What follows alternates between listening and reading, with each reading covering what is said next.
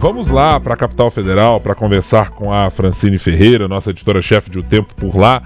Fran, a gente conversou outro dia falando sobre assuntos X ou Y, assim, a gente vai falar sobre Propag, nós vamos falar sobre isso aqui, nós vamos falar sobre aquilo e tal.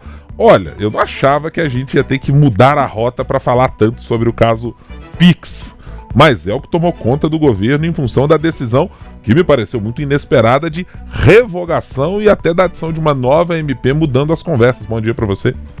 Ei, Ibrahim, bom dia para você, um bom dia também para todo mundo que nos acompanha. Pois é, eu tava pensando aqui antes de entrar, gente, vou falar de novo sobre erros na comunicação do governo, não vai ficar repetitivo, mas não, porque são novos erros, né? São novos episódios que mostram justamente uma falta de controle do governo federal sobre qualquer narrativa, e principalmente no momento em que esses últimos 7 dias aí foram marcados por um governo que fala que precisa melhorar a comunicação, aí com a chegada do marqueteiro Sidônio Palmeira no lugar, então, do ex-ministro da SECOM, né, o Paulo Pimenta.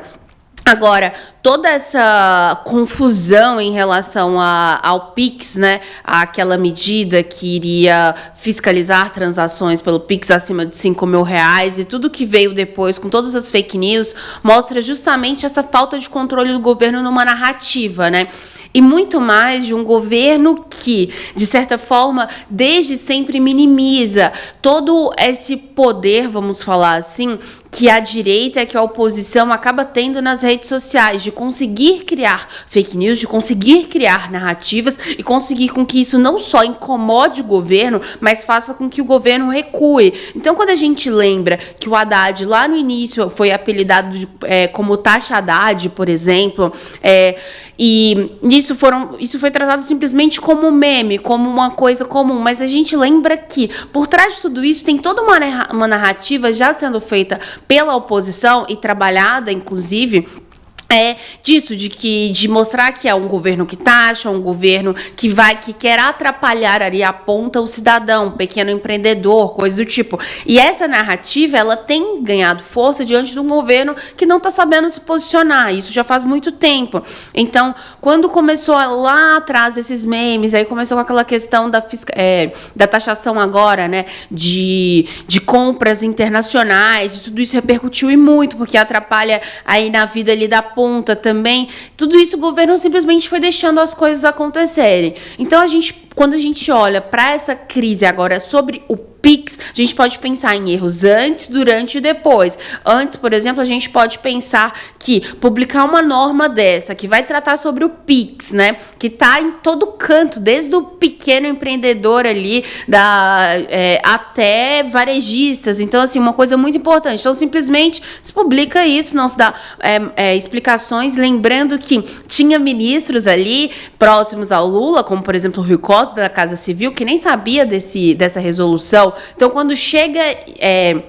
Quando simplesmente vai com um toque de caixa disso, beleza, não se cria nenhuma narrativa, não se cria um plano de comunicação para explicar isso, e principalmente sabendo como que estão as redes sociais, né? E aí, o governo é pego de surpresa com isso, com essa repercussão depois, e vem os erros durante, né? Que o governo simplesmente deixou toda essa narrativa de fake news crescer, não atuou fortemente nisso, e mostra esse governo que está a reboque justamente desses acontecimentos, agindo muito tempo depois, que foi o que aconteceu agora, que teve que revogar, né? E mostra, e querendo ou não, mostra que está dando uma força para a oposição, para essa narrativa da oposição que está saindo como vitoriosa agora. Vitoriosa em criar uma narrativa de fake news e atrapalhar os planos do governo em determinado momento, e também enfraquece a própria base governista, porque, Ibrahim, deputados, senadores estão totalmente incomodados porque eles saíram para defender, né, para explicar sobre essa resolução, e ontem todo mundo foi pego de surpresa com aquele anúncio ali, né, com Haddad, o Barreirinhas e também o Jorge Messias. Então, de novo, a gente está falando desses erros da comunicação do governo, e isso, querendo ou não, se a gente olha para frente, cria ainda mais desconfiança para qualquer medida do ponto de vista econômico que o governo venha tomar daqui para frente, porque tudo tudo vai ser colocado nessa caixinha de que o governo quer taxar, quer arrecadar mais e que isso não vai ser revertido para a população. Ou seja, já passou da hora do governo aprender aí a explicar as coisas e aprender a explicar o que está fazendo, o que isso vai mudar na ponta, o que vai mudar no nosso dia a dia. Esse, para mim, Fran, para dar um resumo do que eu penso, é só mais um capítulo do divã no qual o Partido dos Trabalhadores ainda não se enfiou, que é para saber e deixar muito claro para todo mundo. Há muita dificuldade da legenda entender como é o mundo do trabalho hoje em dia. Não entende, está descompassado com como as pessoas pensam. Eu não estou aqui fazendo nenhuma defesa de que fiscalização não tenha que acontecer para dizer que quem só nega imposto nesse país não deva ser punido, não deva ser fiscalizado e que operações como essa, absolutamente corretas e legítimas da Receita, do ponto de vista de olhar quem é que está fazendo movimentação para além do que tem de recurso. Não tem nada a ver com isso. Mas acho que é um entendimento de como fazer essa conversa, de como construir o sentimento das pessoas. Se as pessoas sentem que o governo sempre é um entrave, um entulho, né?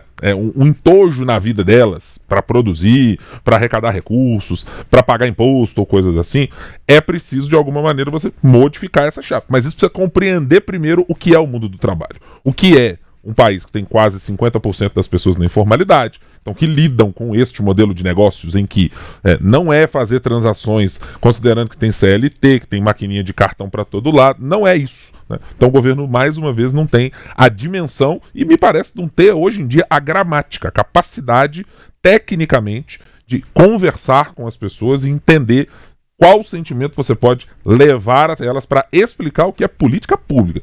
Gente, ao fim e ao cabo, checar a movimentação financeira das pessoas tem nada a ver com liberdade, essa conversa que foi colocada no meio do papo, não. Tem nada a ver com isso. É saber quem tem sonegação de imposto e quem não tem. Classe média só nega, pobre só nega, rico só nega. O país está lotado de gente que só nega imposto. Desde a história que todo mundo conheceu, sempre, não, mas tem a notinha ali do serviço tal, que se fizer assim. Nossa, existe. Mas há que se ter uma maneira de se comunicar às pessoas e dizer para elas que, assim, há um impacto na sua vida. Se alguém sonegar, e você tiver que pagar imposto ou não tiver acesso a um determinado serviço em função disso acontecer. Acho que o governo é completamente descompassado e perdido na hora de fazer essa conversa.